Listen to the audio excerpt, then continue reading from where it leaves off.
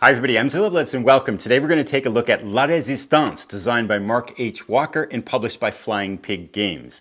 Now this is a war-themed, abstract, dice and card-based game where you take over the leadership of a French resistance cell in World War II. This is a 3 to 5 player game that plays fast in under an hour, and you win the game by achieving enough glory as the leader of your resistance cell, or by being the last surviving cell still functioning in the game. In this video, we're going to take a look at what's inside the box, show some gameplay mechanics, and then I'm going to give some impressions on my experience with the game.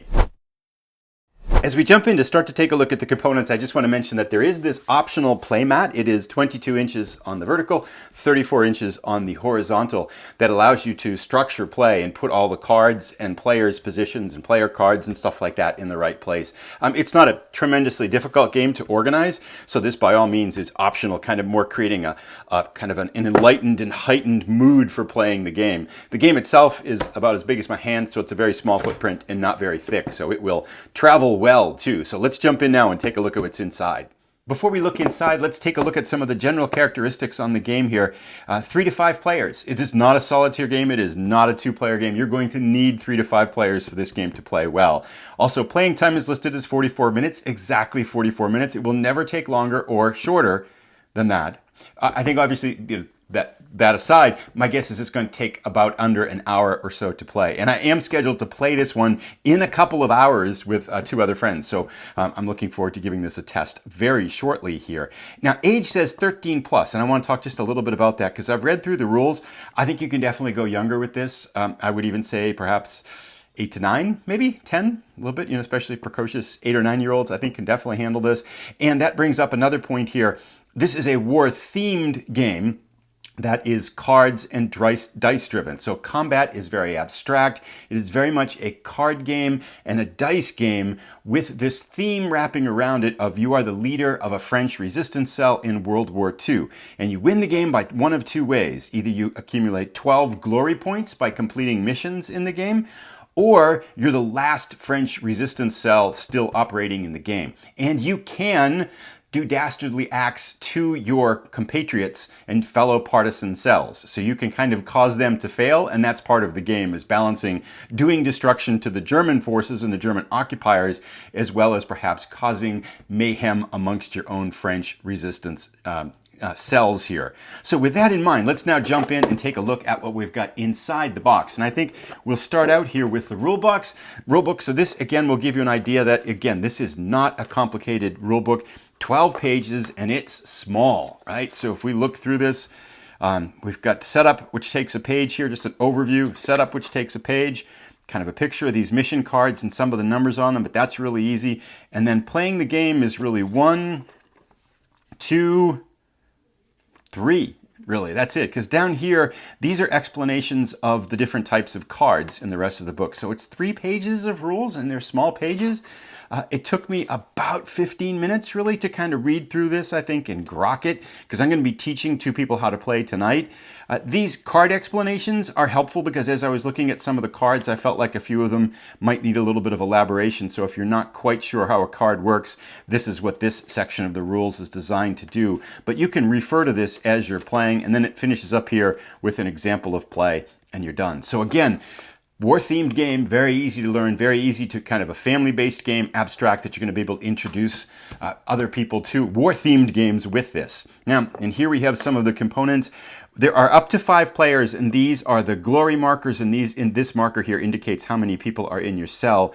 These are over here for some of the special abilities and some of the ways that cards can generate kind of dice that you can store off on the side, and one of the cards has this ammo thing because you can use it 3 times. So that's for a particular card in the game. But again, this is it for the counters there on both sides, but there's, 14 of them there? A very simple based counter system. Now, let's take a look at the cell leader cards. And there are 1, 2, 3, 4, looks like 7 of them here altogether. And most in play at one time will be 5. And these basically kind of give an idea on how the play is organized. They're single-sided, with just this passport on the other side. Here we have the name, a picture, and this is where you track the glory points. So you start out with the marker off this at 0, and then you're trying to get to 12. You get to 12, you win the game. Now every cell has a unique skill. So here we can see Nadine Bennett, a lucky dog, reroll 1 die per turn. This one is a sniper, receive a 5 die against Panzer Grenadiers, gendarmes, or patrols. And then the background about it here, and then this is where you track your recruits. You start the game with 6 recruits, and if it goes down to 0, your cell has been wiped out and you are out of the game. Looks like you can go up to a maximum of 10 here. So these are all basically the same, 7 of them. So you've got some variety in terms of picking out skills. So you can see how this game again has some replayability built into it, because you're going to be able to pick out a variety of cells, not always playing the same one, and they're not all generic French cell leaders. So that's that there. Then we have dice. You are throwing dice.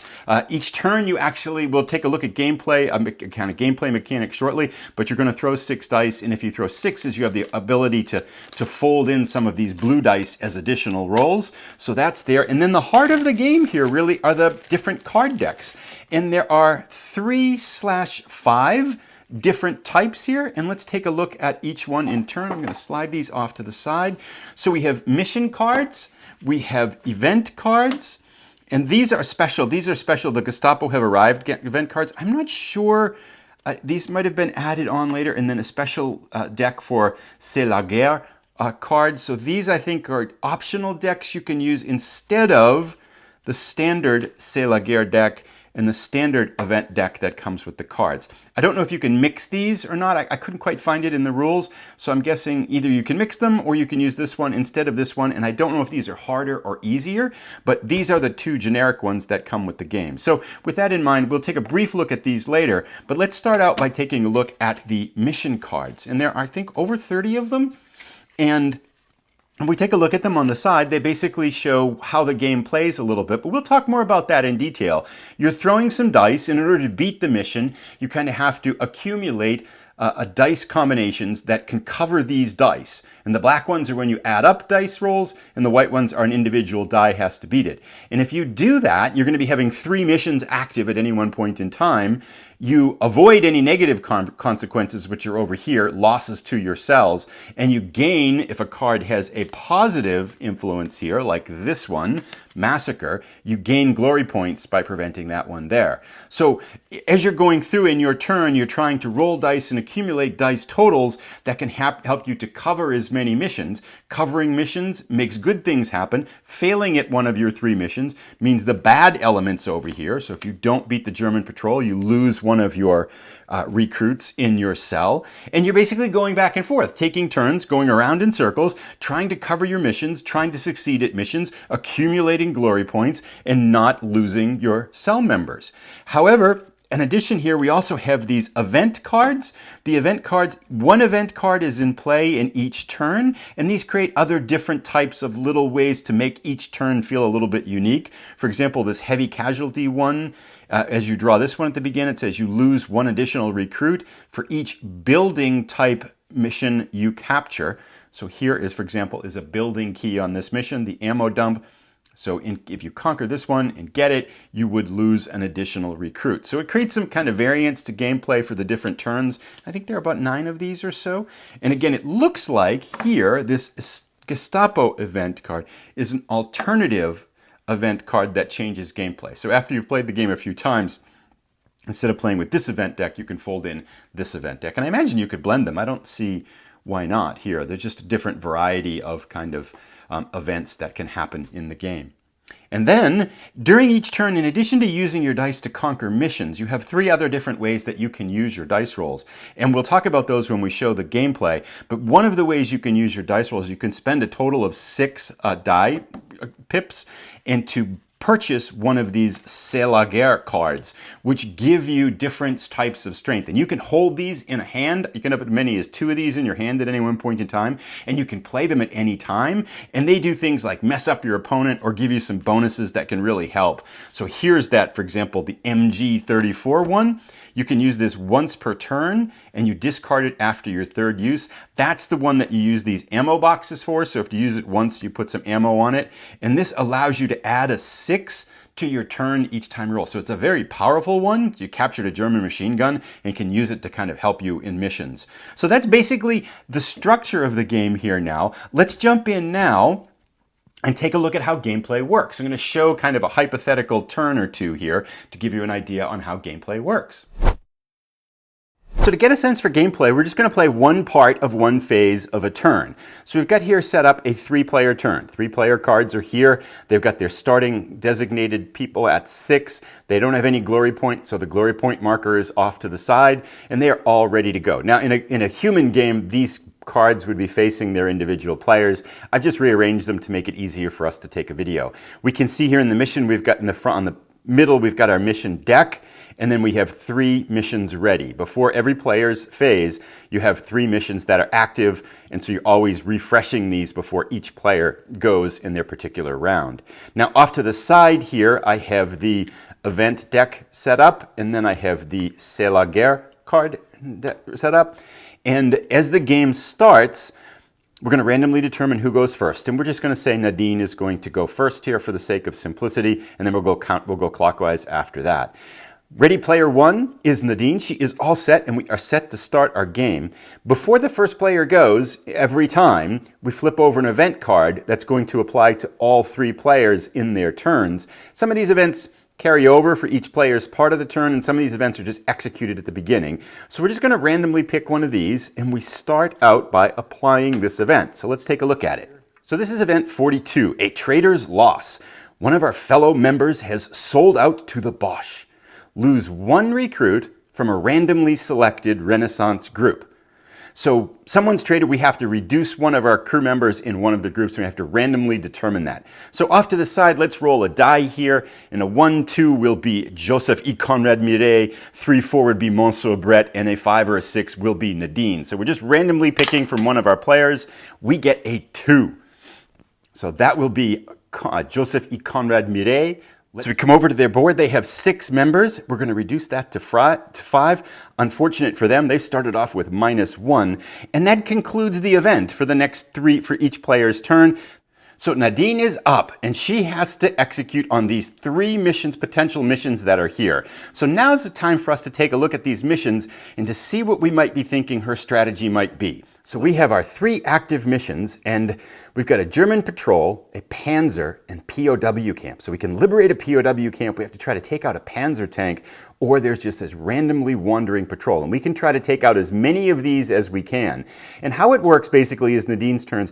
Any one of these missions, for each mission of these that she accomplishes, we get or avoid the we get the bonuses or avoid the punishments that are on the right-hand side. The left-hand side tells us what she has to do to accomplish them. So let's take a look at the consequences first. If we do not clear the German patrol, we get a minus in a person. That means we're going to lose a recruit. If we clear this patrol and successfully remove the German patrol card, we get nothing good. So this is only a remove a pain card. Likewise, the Panzer is very similar, except the Panzer is really nasty here. If we don't blow up the Panzer tank and take it out of action, we lose 3 recruits. If we do, nothing bad happens to us. So these are 2 avoid negative missions. The POW camp is a mission of a completely different nature, though.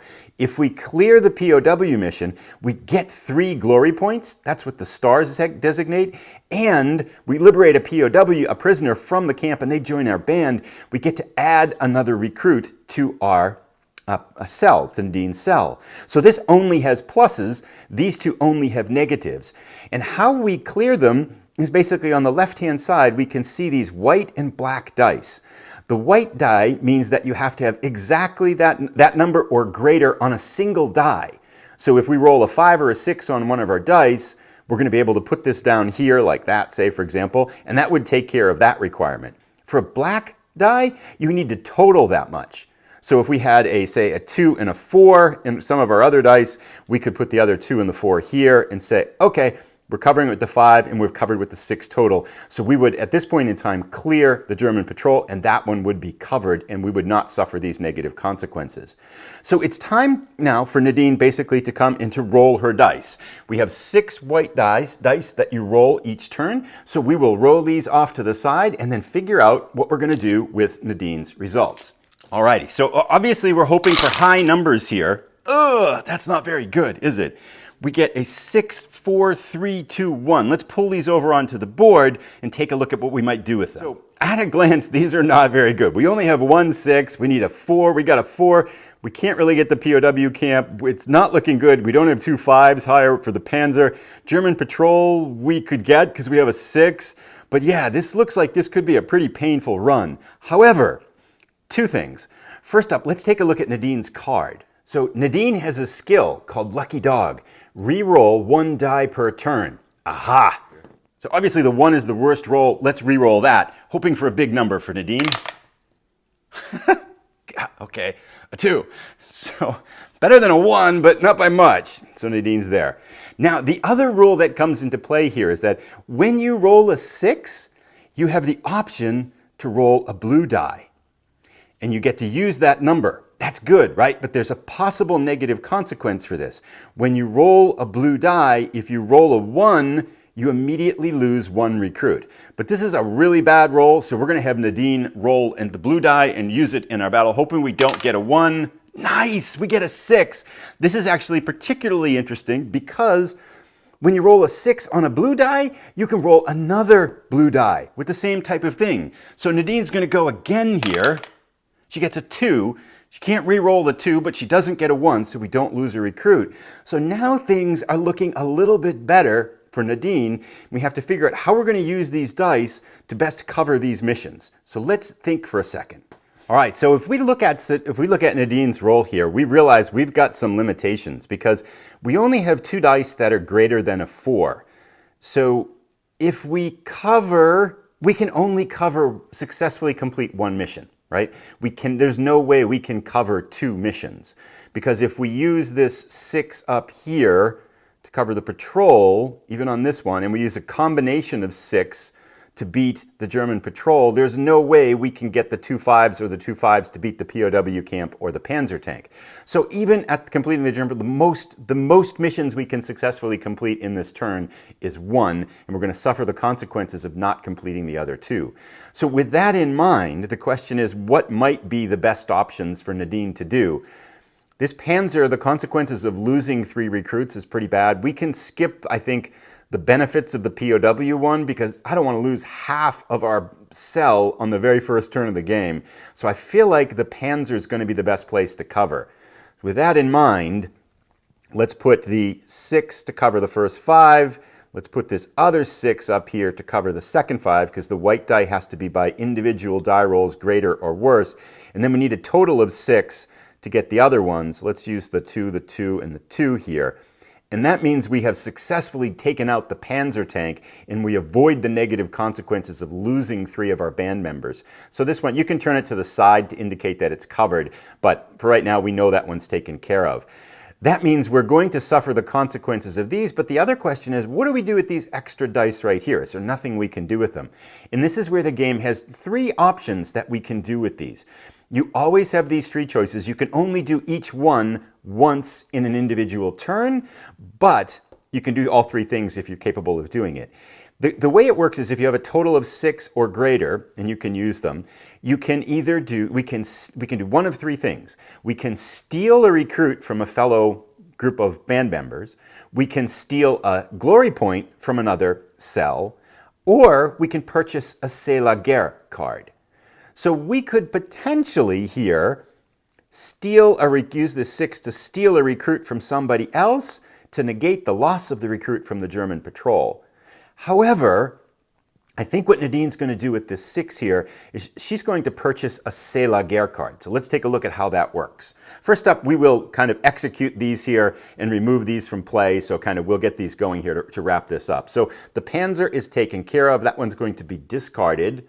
Now, we're going to suffer the consequences here, so let's take off 1 member here, and these are just pluses, so nothing happens there. So let's go to Nadine's card. So the cell is going to lose 1 member. Now, we still have the other 6 to determine what to do with. So we have the 6 that we're going to spend to draw a C'est la guerre card, and let's take a look and see what this is. So this card here, camouflage card, this is a really cool card. It basically says we can use a 4 on a subsequent turn. We can use one of our 4s on a single die or greater to ignore 1 attack. So we would not suffer any negative consequences for one attack. So if we had this beforehand coming into the Panzer, we could have used a 4, the white 4 that we had, and just played this card and expended it, just a discard once it's played, to not suffer any of the consequences of the Panzer there and leave the Panzer for somebody else to deal with. So this would have been a nice card to have coming into the turn. But for right now, Nadine's going to kind of put this off to the side and save it for a future turn. So Nadine's C'est la guerre card will go off to the side here. Now, in playing with live players, you would keep this a secret. You'd keep it hidden so other people don't know what you've got. But for now, we'll just kind of show that. And that basically ends Nadine's turn. So the Panzer we can discard off to the side. We now have 2 missions. The only thing now to do is to transition into the second player's turn. So if we were going to go over here to Joseph E. Conrad in Mireille to go in clockwise fashion, we only have 2 active missions, so we need to pull a 3rd mission and to replenish the deck for Joseph E. Conrad here, and we get foreign aid. Let's just take a quick look at that. So we've seen the German patrol. This one's going to stay active. The POW camp's going to stay active. This is a pretty good one too. You only need 2 5s and you can add 2 recruits to your band, to your cell. So that's pretty good. So we get foreign aid, says maybe American, OSS, British SAS, or SAS, or just a supply drop. Little things make a big difference. So coming in here, then basically we're in a lather, rinse, repeat situation. So seeing what we've seen now, gameplay basically will continue on in this way, going in patterns. Every time before Nadine's turn, we're going to refresh by picking another event card and applying it to all 3 players, or for that turn, depending on how it works. We're going to keep replenishing the deck with mission cards, and we're going to keep playing until one of the bands gets 12 victory points, 12 glory points, or there's only 1 band left. So if, for example, 2 of the cells here were to go down to 0 recruits, they're knocked out of the game, and the last surviving band wins the game. And that, in a nutshell, is how you play La Résistance. Lastly, I want to provide some impressions on gameplay. Played the game last night with my wife and a family friend. We played a 3-player game. It took us about 10 minutes to open up the box and get started on the game, and about 30 minutes to play. So from start to finish with setup and takedown and everything like that and kind of debriefing, it was about an hour experience. We all had fun, and every one of us said that yes, we would definitely like to play this again. Now, I want to mention this in a couple of contexts too. I would categorize both my friend and my wife as very casual gamers. In particular, I want to talk about my wife. First up, both of them would have told me honestly if they didn't like it. They're being totally honest and sincere, and I can tell too that when they liked it and we had fun. It's pretty obvious to kind of go through that. My wife, however, is a very she has some harsh conditions on games, let us put it this way. And her general rule is, I have 10 minutes from the time we open the box to set up the game and teach her how to play, and we're playing, and she understands how to play. Longer than that, and her happiness level, I can see it visibly going down. So that's kind of the constraints that I was working with this. And I'm happy to say that this game passed the 10-minute test, my wife's 10-minute test, with flying colors. Got the box open. As I was kind of setting the game up, I was kind of explaining some things. And then basically I just played through, like I showed on the gameplay here, I just played through 1-player turn much faster because I didn't have to do it on video and stuff like that. So it was really quick. And then everybody said, any questions? Everybody was good. And I just kind of folded in a couple of the edge case rules as we went on, kind of in the first and second turn. And I felt like we executed the game very well. The only thing I know we forgot is in the first turn and a half through, so the first round and a half, we forgot to apply the cell leader's skills. And so then we just added them in and kind of played with them that way, and everything worked out fun. But yeah, it took us about half an hour to play. It was really fun. I think there is, what's the right way to put it? It was a Friday night. We all had long work weeks. Yet and it's not a game that overwhelms you. There's not a ton of stuff. The amount of options that you've got with your turn, it's very casual, and yet there's enough thinking there. The decisions, do I want to get a C'est la guerre card? Do I want to steal a member from the other group? Do I want to steal a glory point? How am I doing on glory points? How am I doing on band members? How can I make these cards work to the best of my advantage? It flows really fast, so it's got enough thinking, and yet it's not overly deep, overwhelming types of information that you're trying to process. So I think from that level, it works very well as a casual, light, fast game for casual gamers to be able to dig into this theme. And again, the theme, I think, too, is worth mentioning because, you've got this resistance band type of level game, and it's abstract enough that it doesn't get overly grisly or somber or dark. I mean, yeah, you're losing your band members and you're achieving glory points. And what this actually represents here is, historically, is softened enough that I don't think it didn't create this kind of somber, dark mood to our gameplay. I think everybody had fun with it, yet at the same time realizing what type of experience this must have been like in reality. So the only thing that my wife did mention that I wanted to bring up was she had hoped that the images on the cards, because she was connecting herself to this image, and this is her in the gameplay. She was hoping for something that would have been a little bit more kind of captivating or engaging. She felt like the artwork on those cards was something that she didn't quite resonate with her, so she was hoping for a different approach to that. But it's kind of an art style thing. It was such a minor point in the big game. That was the only thing that she brought up. But all of them, again, both of them said, yes, definitely want to play again. They definitely had fun. They liked it. It was like, yeah, that's about the level that they wanted on a Friday night.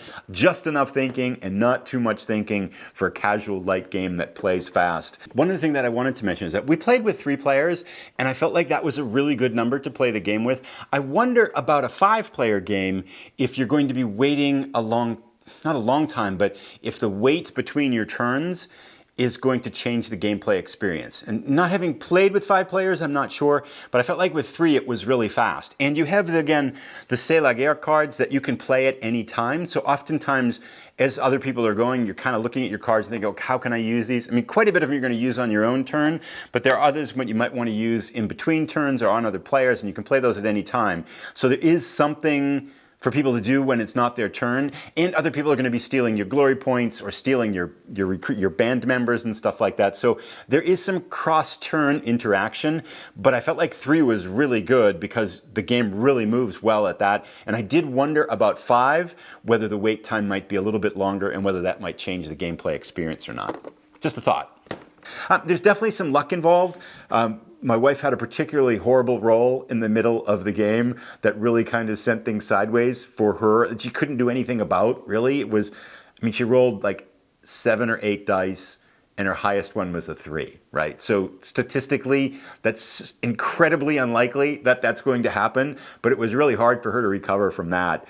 And then my friend ended up winning the game with a couple of really good kind of hands towards a couple of really good turns toward the end. He was able to get 12 glory points. I almost got wiped out. I went down to 2 band members, and then I was able to recapture them. So you kind of, balancing glory points and your members of your band to try to make things work out. A lot of fun decisions, and the C'est la guerre cards in particular, I think, add a nice gameplay element. I found these really strong and interesting to play with, so I was trying to pick those up where I could. But definitely, we had fun, and I think for that purpose, casual gamers looking for a war-themed game that learns fast and plays fast, this is what this game does. And so I think if you're thinking about something like this, you want to not have your expectations be something other than this game is. But within that framework, within that box, I think this game worked really well for what we're trying to do. So thumbs up for a casual, light-themed game with a World War II Résistance element to it. And if you have any questions, I'd be happy to answer them. Let me know down below. And thanks for watching, everybody. Have a great day.